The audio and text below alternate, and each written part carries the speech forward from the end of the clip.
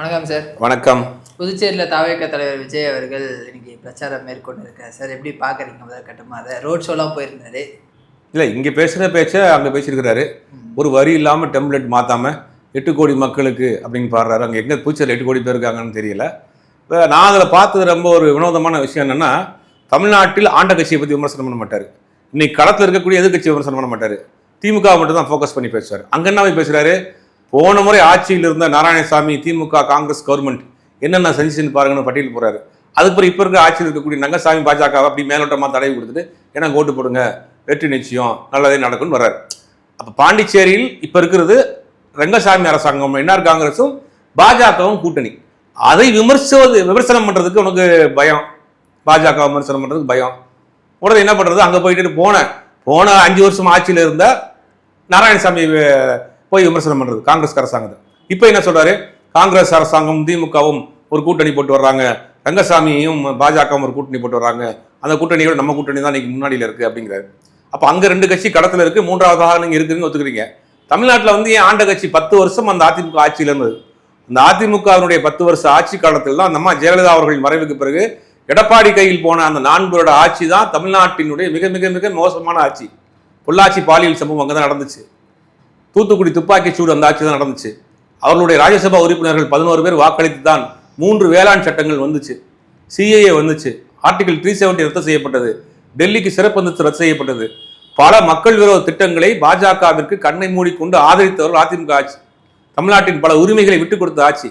அந்த அம்மையார் ஜெயலலிதா இருக்கிறப்ப 2016 சட்டமன்றத்தில் உதய் மின் திட்டத்தை எதிர்த்து ஒரு தீர்மானம் கொண்டு வந்தாங்க. ஆனால் எடப்பாடி பழனிசாமி அதை இவர் கைக்கு ஆட்சிக்கு வந்தவனே அதை ஆதரித்து வரவேற்று அதை உள்ள விட்டார்.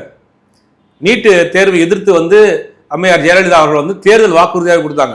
2016 முதல்ல நீட்டு கொண்டு வர்றப்ப அவங்க கடுமையாக எதிர்த்து நீதிமன்றத்துக்கு போய் 1 வருஷம் விலக்கு வாங்குறாங்க. அந்த 1 வருடம் விலக்கு வாங்கினது தான் தமிழ்நாட்டில் பல பிள்ளைகள் அந்த 2016 டாக்டர் ஆக முடிஞ்சு. அப்புறம் தேர்தல் வாக்குறுதியாக என்ன கொடுக்குறாங்கன்னா, தமிழ்நாட்டுக்கு நீட்டு விலக்குங்கிறதுல மாற்று கருத்து கிடையாது அப்படின்னு தேர்தல் வாக்குறுதியாக கொடுக்குறாங்க. அந்த மாதிரி தேர்தலை ஜெயிச்சு வர்றாங்க. ஒரு வருஷத்துக்குள்ள அவங்க இறந்து போறாங்க. அதுக்கப்புறம் எடப்பாடி பழனிசாமி எந்தெந்த திட்டத்தில எல்லாம் அவங்க எதிர்த்தாங்களோ அதை அப்புறம் ஆதரிச்சார், வரவேற்றார். அப்படி ஒரு மோசமான ஆட்சி. கொரோனா காலத்தில் சொல்ல முடியாத துயரங்களை பண்ணாங்க.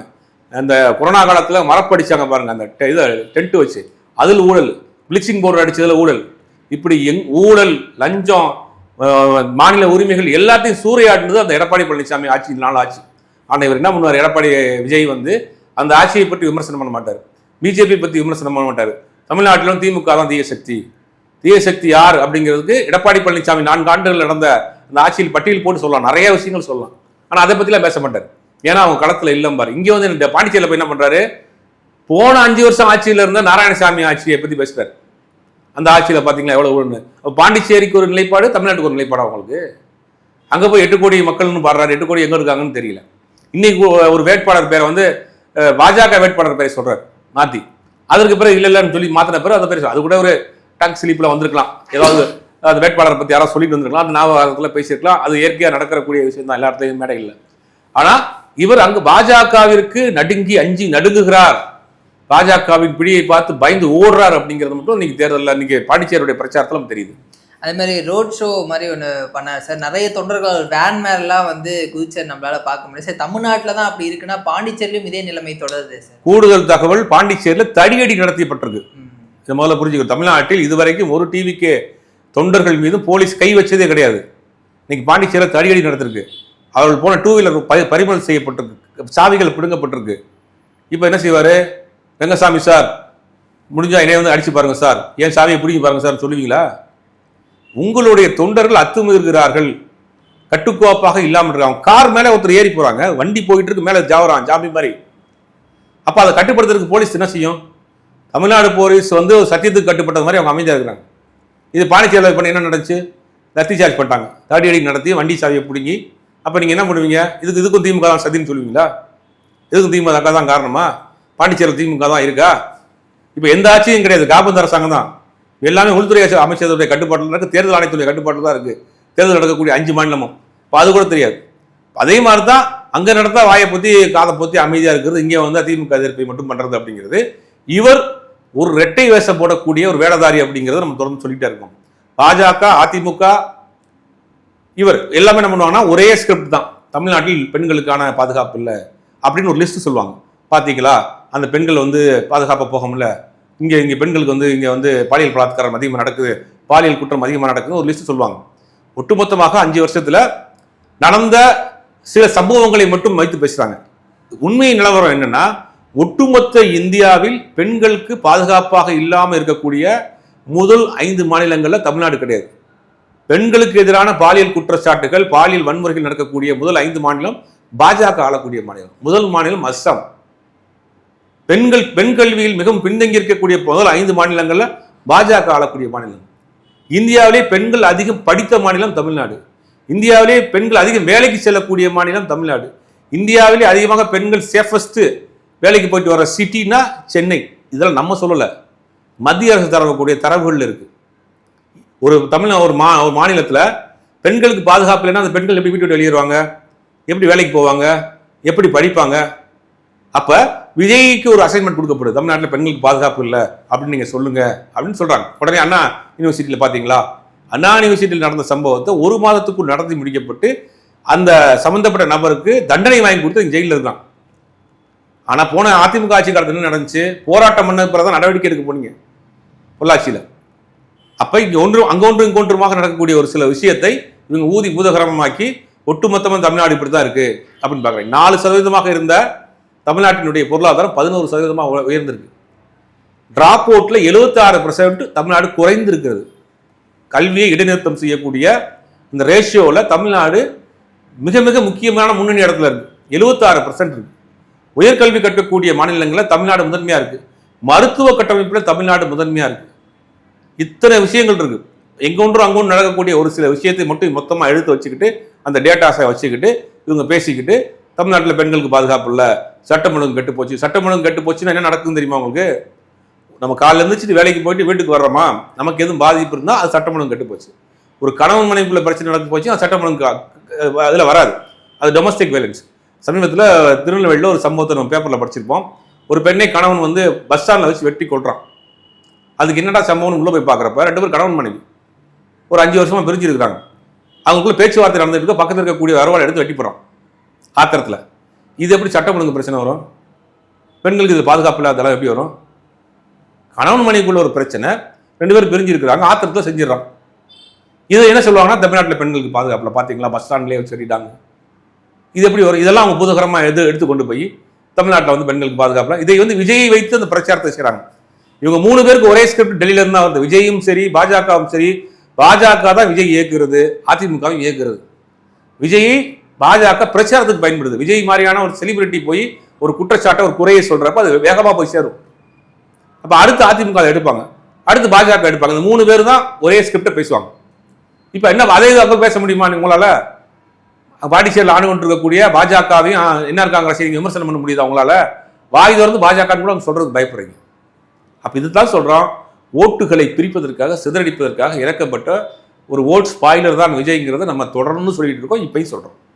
சார், நீங்கள் சொல்லும்போது ஸ்கிரிப்டட் அப்படின்னு வந்து சொல்லியிருந்தீங்க. இன்னைக்கு அவர் நிறைய விஷயங்கள் பேப்பர் பார்த்து தான் படித்தார், அதுவும் ஒரு வரி மாறாமல் வந்து பேப்பர் பார்த்து தான் இந்த குற்றச்சாட்டு விஜய் அவர்கள் மீது தொடர்ந்து வைக்கப்படுது சார். ஏங்க பேசுனதே 10 நிமிஷம் தாங்க. பாண்டிச்சேரிக்கு போறீங்க, பாண்டிச்சேரி மக்களை பார்த்து பேசுறீங்க, இது எதுக்கு உங்களுக்கு லெட்டர் தேவை? எதுக்குன்ற மனசுல இருக்கிறத பேசுங்க. நான் உங்களுக்கு விஜய் வந்திருக்கிறேன், எனக்கு இந்த பக்கம் ஓட்டு போடுங்க, நான் அந்த பாண்டிச்சேரியை மாற்ற போறேன், பாண்டிச்சேரியுடைய நீண்ட நாள் கோரிக்கை வந்து தனி மாநில அந்தஸ்து வேணுங்கிறது, அதை பத்தி நீங்க பேசுவீங்களா? உங்க நிலைப்பாடு என்ன? பாண்டிச்சேரியுடைய மிக நீண்ட நாள் கோரிக்கை பாண்டிச்சேரி மாநில அந்தஸ்து வேணும்டா, யூனியன் பிரதேசமா இருக்கு, அதுக்கு ஒரு மாநில அந்தஸ்து வேணும் அப்படின்னு கேட்கிறாங்க. எல்லா கட்சியோட நிலைப்பாடு அது. உங்க நிலைப்பாடு என்ன? அதை பத்தி எங்கேயாவது பேசிருக்கீங்களா? அதெல்லாம் இல்லை. அங்க கொடுக்கக்கூடிய ஸ்கிரிப்டை வரி விடாம பறிச்சுட்டு திருப்பி இறங்கி வந்துறாரு. அது 10 நிமிஷம் தான் பேசுறாரு. அப்ப இவர் எப்படி ஒரு மாற்ற சக்தியாக மக்கள் பார்ப்பாங்க? மக்கள் பிரச்சனையும் உங்களால் பாண்டிச்சேரியில் மிக மிக முக்கியமான ஒரு பிரச்சனை மாநில அந்தஸ்து பிரச்சனை. அது எல்லா கட்சியும் கேட்குறாங்க. உங்களோட நிலைப்பாடு என்ன? நீங்க என்ன பண்ண போறீங்க? எப்படி அதை ஃபேஸ் பண்ணுவீங்க? அப்படி தேர்தல் வாக்குறுதியாக கொடுப்பீங்க? அப்போ உங்களுக்கு வரக்கூடிய ஸ்கிரிப்ட் டெல்லியிலிருந்து வருது, உங்களுக்கு ஒன்று எடப்பாடிக்கு ஒன்று கொடுக்குறாங்க. நீங்கள் முதல் நாள் இதை பேசிட்டு போவீங்க, அடுத்த நாள் எடப்பாடி பேசுவார். தமிழ்நாட்டில் பெண்களுக்கு பாதுகாப்பு இல்லை, சட்டம் ஒழுங்கு கெட்டு போச்சு, போதைப்பொருள் கலாச்சாரம் ஆகி போச்சு. போதைப்பொருள் கலாச்சாரம் அப்படிங்கிறது இன்னைக்கு ஒட்டுமொத்த இந்தியா உலகம் முழுவதுமே ஒரு மிகப்பெரிய ஒரு அச்சுறுத்தலான இருக்கு. வாழ்வியல் முறை மாறி போச்சு, தனி மனித ஒழுக்கம் கெட்டு போச்சு. அப்படிங்கும் போது எல்லாத்தையும் மாற்ற வேண்டிய கட்டாயத்தில் இருக்கும். அதில் மாற்று கருத்து கிடையாது. தமிழ்நாட்டில் வந்து பெண்கள் பாதுகாப்பு இல்லைங்கிற ஒரு விஷயத்தை சென்டிமெண்ட்டாக கொண்டு போய் சேர்ப்பாங்க அப்படிங்கிறதுக்காக பண்ணுறாங்க. இது பாஜகவுடைய ஸ்கிரிப்ட் தான். சார் அதே மாதிரி திமுக காங்கிரஸ் கூட்டணியை வந்து ஒரு குழப்ப கூட்டணி அப்படின்னு வந்து விமர்சனம் பண்ணியிருக்காரு சார். என்ஆர் காங்கிரஸ் அண்ட் பாஜக கூட்டணி அவங்களையும் வந்து விமர்சனம் பண்ணி பேசியிருக்காரு. குறிப்பாக அந்த ரேஷன் கடைகள் பிரச்சனை பற்றி பேசியிருந்தார் சார். நீங்கள் எப்படி பார்க்குறீங்க? இல்லை, என்ஆர் காங்கிரஸ் அது குழப்ப கூட்டணி இல்லையா? என்ஆர் காங்கிரஸ்க்கு என்ன செஞ்சார் ரங்கசாமி? டெல்லியிலேருந்து இருக்க மத்திய அமைச்சர் வந்து வெயிட் பண்ணுறாரு. கடைசி நிமிடம் வரைக்கும் முடிவு கொடுக்காம இவர் வந்து திருச்செந்தூருக்கு போகிறாரு. அப்புறம் கெஞ்சி கூத்தாடி அந்த கூட்டணி உறுதியாச்சு. 14-15 தாங்க.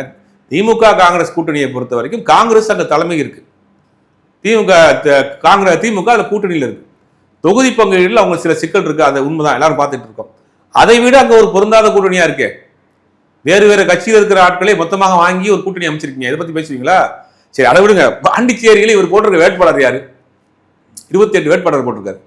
28 வேட்பாளர்ல பாதிக்கு மேற்பட்ட வேட்பாளர்கள் பாஜக அதிமுக. உங்களால பாண்டிச்சேரியில ஒரு 28 வேட்பாளரை கூட போட முடியாத தகுதி இல்லாத ஒரு கட்சி தமிழக வெற்றி கழகம். 28 வேட்பாளர் போட்டிருக்கீங்க. யாரு? சாய் சரவணன் ஒரு பாஜக அமைச்சர். அவர் மீது ஊழல் குற்றச்சாட்டு இருக்கு. அவர் காலையில அங்க அமைச்சர், சாயங்காலம் வெற்றி கழகத்துல வேட்பாளர். அசனான ஒரு அதிமுக முன்னாள் எம்எல்ஏ, அவர் உங்க கட்சி வேட்பாளர் பாண்டிச்சேரியில. பாண்டிச்சேரியினுடைய மாநில பாஜக தலைவர் சுவாமிநாதன் உங்க கட்சி வேட்பாளர். உங்க கட்சியில பாண்டிச்சேரியில 28 வேட்பாளர் கூட உங்களால போட முடியல. நீங்க பேசலாமா? அப்ப அவருடைய நிலைப்பாடு என்ன? காலையில வரைக்கும் அதிமுக இருந்தவர், காலையில வரைக்கும் பாஜக இருந்தவர், சாயங்காலம் டிவிக்கு வேட்பாளர். இது என்ன கொள்கை? இது என்ன கூட்டணி? இது ஒட்டு போட்ட கூட்டணி. அங்க ஒண்ணு இங்க ஒண்ணு பிறக்கி போட்டு ஒட்டு போட்ட கூட்டணி. அந்த கூட்டணியை வச்சுக்கிட்டு மற்ற கூட்டணி ஒரு விமர்சனம் பண்றாரு சார். அதே மாதிரி அந்த மீனவர்கள் பிரச்சனையை பத்தி அவர் எதுவுமே பேசல அப்படின்ற குற்றச்சாட்டும். ஏன்னா காரைக்கால் மீனவர்கள் தொடர்ந்து இலங்கை கடற்படையினால பாதிக்கப்பட்ட நம்மளால பார்க்க முடியுது. அது குறித்து அவர் எதுவுமே பேசல அப்படின்ற ஒரு விமர்சனம் எழுந்து. அவங்க யாரும் எழுதி கொடுக்கல, அதனால பேசல. முக்கியமான பிரச்சனை தான். முக்கியமான பிரச்சனை அது கோஸ்டல் ஏரியா. கோஸ்டல் யார்கிட்ட இருக்கு? மத்திய அரசு. அது யாரை விமர்சனம் பண்ணும்? பாஜக விமர்சனம். பாஜக எப்படி விமர்சனம் பண்ணுவாரு? பண்ண மாட்டார். இதுதான் விஷயம். கோஸ்டல் யாருக்கு இருக்குன்னா பாஜக மத்திய அரசு கட்டுப்பாட்டில் இருக்கு, ஒன்றிய அரசு கட்டுப்பாட்டில் இருக்கு. இப்போ கோஸ்டல் ஏரியா சம்பந்தப்பட்ட பிரச்சனையை அட்ரஸ் பண்றாங்க. இங்க பாஜக விமர்சனம் பண்ற மாதிரி வரும். பாஜக விமர்சனம் பண்றது ஒத்துக்குவாரா? முதலாளி திட்டப்பட்டாரா? அதனால பேசாம போயிட்டாரு, அவ்வளவுதான்.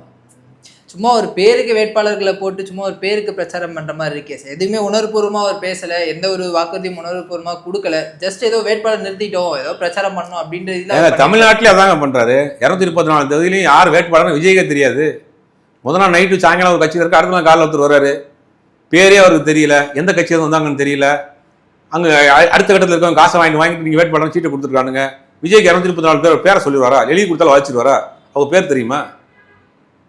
எதுவுமே தெரியாது. இப்போ இவருக்கு வந்து தன்னை ஒரு சிறுபான்மை சமூகத்தை சேர்ந்தவன், சிறுபான்மையினுடைய பாதுகாவலன், எனக்கு ஓட்டு போடுங்க அப்படின்னு பாஜக கொடுக்க அசைன்மெண்ட்டு.